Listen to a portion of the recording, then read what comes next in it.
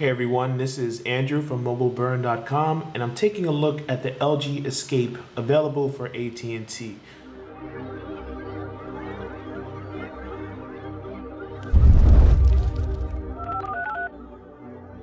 Pretty solid mid-range phone. You know, it's not trying to compete with Samsung Galaxy S3s or the HTC One X's of the world. You know, if you want that from LG, you should opt for like the Optimus G. But if you're someone looking for a solid phone that doesn't cost as much, you know, but still has some of the classic smartphone features, this is something that's interesting and worth a look. For starters, it's got that glossy plastic feel on the back, so you know it picks up smudges as you can see in the light. It's got your standard fare, but on the side, it has a really nice rib texture. So when you're holding it in your hand like this, it's very comfortable, and it's like has like an extra grip to it. Very easy to hold and very comfortable to hold as well. You have volume up and down buttons on the left side. On the right side is the power button. At the top, you have your 3.5mm headphone jack, and towards the bottom, you have your micro SD charging port. And again, you've got the rib texture going around the entire rim of the phone. As for the dimensions of the phone, it's 126 millimeters, 65 millimeters across, and only 9 millimeters thin. The weight is very light. It's 4.5 ounces, and because this is a mostly plastic build, it's very light. Doesn't have the density or that solid feeling that you might get with some other phones. The screen measures 4.3 inches. It's got a 960 by 540 resolution, which comes out to about 256 pixels per inch. Now, the screen is one of the drawbacks to this phone. Obviously, the viewing angles aren't going to be very good when you go left or right, and when you look straight on, sometimes it has the appearance that it's a little too bright. I know that sometimes that might sound a little strange, but it actually is very annoying at some points. Typically, when you're just looking at it, it's good. Like right now, I have it set to about 45% brightness. When you go a little higher than that, the colors get a little too bright and a little washed out. And another issue is that right now when you're holding it far away from yourself, it looks fine. But when you zoom in, all right, you might not be able to see it on screen, but when you're looking straight ahead, the text is actually kind of pixelated. So it doesn't have that clarity that you typically expect from most smartphones. But again, within this class of device, it's a little bit better than what you normally see. At the same time, you will notice that the screen is not as forgiving or as flexible as some other displays that you may have seen recently. The phone is running Android 4.0 Ice Cream Sandwich, but it has LG's custom Optimus UX on top of it. And it has quite a few additions from AT&T. And when I say a few, I actually mean a lot. This has become pretty much typical for AT&T Android phones.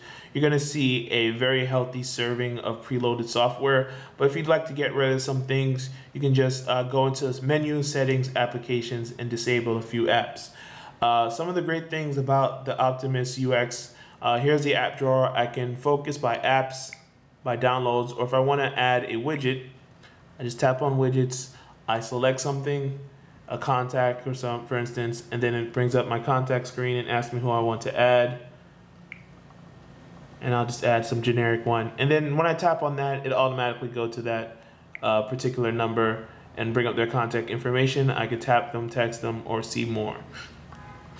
Another interesting feature from the Optimus UI, you scroll down and you have these quick toggles that you gain access to.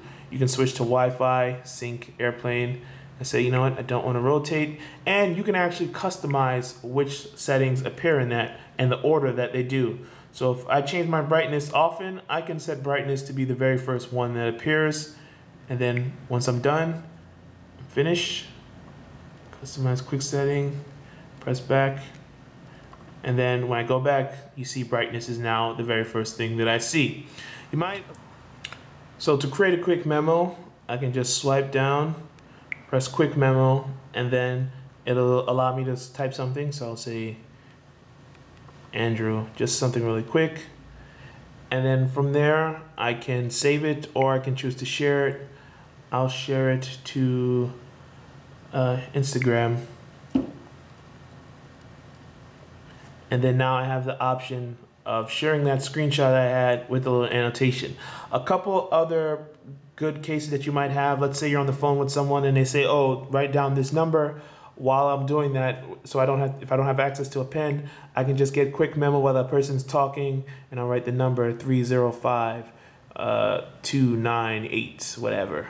Okay, another option, if I tap this button in the top left corner, it brings down a classic notepad view. So if I just need to make a note rather than a note on top of the screen or a screenshot, that's an option for me as well. The challenge for that is because this is more of a small space, quick memo works pretty effectively with the LG Intuition because it has that wide screen, it has a pen with it for accuracy. You're going to need to be a little more accurate. You typically won't be very accurate, or maybe you will. I'm a little more clumsier than the average person. I even said more clumsier, which shows you how clumsy I am. But it's an interesting feature to have, and compared to what you get for most things in the mid-range market, it's a very good feature to have. LG and AT&T made some changes to the browser as well. Right now, it looks like your pretty much standard browser that you get on the Optimus UX. You tap right there and you have your choices for tabs that you can switch to. You can close easily, but I'll stay in this tab at the moment. And you notice there's a little bar at the bottom. This is the Skyfire plugin that AT&T is including. This allows you to gain easy sharing access. So you can tap Facebook to share it to Facebook. You can tap like to recommend. I don't know why they have two, but whatever. You can also tweet it with your Twitter followers. Or you can tap share, which allows you to tap into the standard Android share function. So any app that can handle this intent, like your third-party Twitter client, or like a Dropbox or Evernote or anything like that, you can share it that way, which is pretty easy and pretty simple to use. The popular tab, on the other hand, that's where you go to see what other people, this is where you're bringing stuff in. So you sign in with your Facebook account and you see the popular pages that people in your circle are watching, other Skyfire users, and then you get like recommendations for articles that you should read. When you press menu, you have the standard Android options, bookmarks, requesting a desktop site in case a mobile site loads, and you can also save for reading. You can also change the brightness within the app. Right now, let's say I want to increase the brightness. I can increase the brightness for the browser, and once I go to the home screen, I have my standard brightness as well. It doesn't affect that. And then when I go back into the browser, the brightness increased. It remains at the high level. To remove the back cover, you place your thumb in this little slot right here, and then you gently lift up, and then that should remove the back plastic cover. It'll expose you to a micro SD slot, which supports up to 32 gigabytes micro SD. That's in addition to the 4 gigabytes of internal memory that already comes with the phone. It also have your SIM slot right there, and the battery, which is 2,150 milliamp. Now they say you get about 8 hours of battery on the phone, and I got around there, depending on usage, I got anywhere from 7 to 9 hours. If I was playing games, it went down a little faster. Posting pictures to Instagram, browsing the web, that sort of thing, tended to use it as well. But for standard phones, you're typically, with Android in particular, you're typically going to need to keep a charger around. And if you have a charger around the drive home, you might need to plug it in just to get some extra juice, because it might not take you all the way of what you need. On the back, there's a 5 megapixel camera with no LED flash. So once again, there's no flash. So you're pretty much only going to be able to get quality photos if you're outdoors in decent sunlight, or you're in a well-lit indoor area. Sometimes being too well-lit can actually be a bad thing. Under fluorescent lights in particular, let me show you an example of a photo I took in Party City. Just messing around, pure, completely washed out. I wasn't directly under the light. There was one in front of me, and there was one a little bit behind me. So it picked up way too much light, and then it ended up being pretty washed out. Oh man, I really need to shave in that. Yeah, but you see all of the white areas are gone completely because there was so much light and it focused on me and it just looked a little bit weird. But there are some other examples where it did very well. When I was outdoors, took a picture of a fountain and the yellows were captured very accurately. I was actually surprised by how well it did. Right now on screen it might look a little bit too yellow, but I'll put some samples in this video so you can see the actual the actual JPEG instead of just on a screen. And the same thing with some more pictures that I've taken that you can see here. And the camera software is pretty cool as well. It has a very nice interface. You tap the button right here to take a photo, and then you saw how quick it moved. It was pretty much instant, and it does that little flicker on screen to let you know that you've taken a photo. It also gives you options, so I can press right here to switch different shooting modes. It gives me the option normal HDR. Now you might say to yourself, you're surprised that there's an HDR mode in here. So am I, but you know, this phone actually does turn in some surprises considering that it's a mid-range device. All right, kept it still. And you see this little icon right here where someone taps. Okay. Cheese.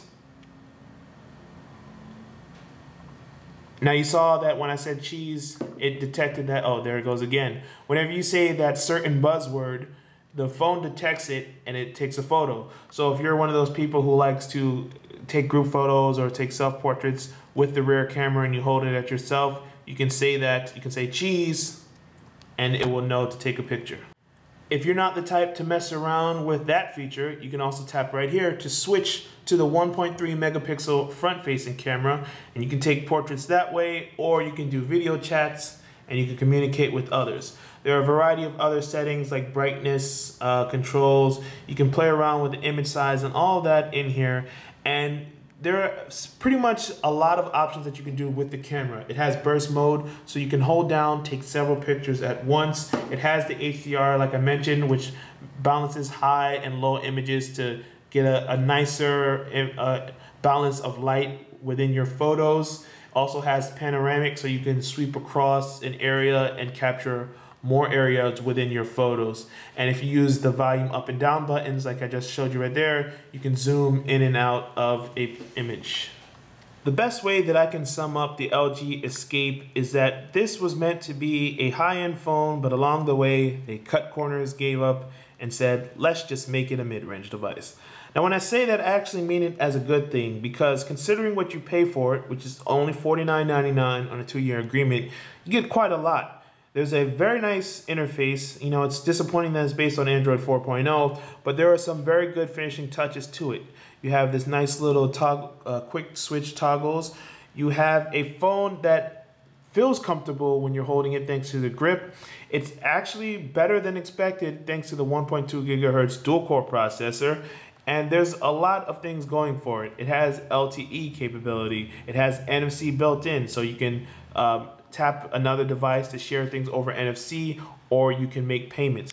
There are quite a few surprises to this phone. The screen is not the greatest out there, but it's a good option. You have a solid camera. It's lacking an LED flash, but if you're in good lighting, it's going to give you very good results. And then you have all the promise of the Google Play Store, so you have more than 700,000 apps. In the end, what I can say is if you're in the market, either for yourself or you're buying someone else a phone, a teenager, a family member who doesn't need the latest and greatest on Android, this is a pretty good pick for them. It's going to give them access to most of the apps in the Google Play Store, the vast majority of them. It's going to give them access to some speedy, responsive software. I didn't notice much lag in this device other than the occasional switching between orientation, stuff like that. But otherwise, this phone held up better than you would expect a mid-range device to perform. And because of that reason, I would say this is a solid device if you're looking to spend under $100. And if you're looking to spend as little as possible, that $49.99 on a 2-year agreement is going to be very attractive to you. So this is Andrew from mobileburn.com taking a look at the LG Escape. available now on AT&T.